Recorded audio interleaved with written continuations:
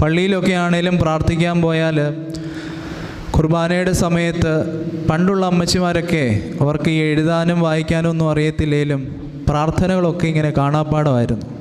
പള്ളി വന്ന് നിൽക്കുമ്പം പാട്ടുകളൊക്കെ ഉറക്കെ പാടുമായിരുന്നു. ഇന്ന് എത്ര പേര് പാട്ടുകളൊക്കെ ഉറക്കെ പാടുന്നുണ്ട്? കുർബാനയ്ക്ക് വന്ന് നിൽക്കുമ്പോൾ അച്ഛൻ ഉസയ പ്രാർത്ഥനയൊക്കെ ചൊല്ലുമ്പോൾ പണ്ടുള്ളവർ ഹൃദയം നുറുങ്ങി അവരുടെ സങ്കടങ്ങളെയും വേദനകളും ഒക്കെ തിരുസന്നിധിയിൽ ഇങ്ങനെ സമർപ്പിക്കുമായിരുന്നു. ഇന്ന് എത്ര പേര് അത്തരത്തിൽ ചെയ്യുന്നുണ്ട്?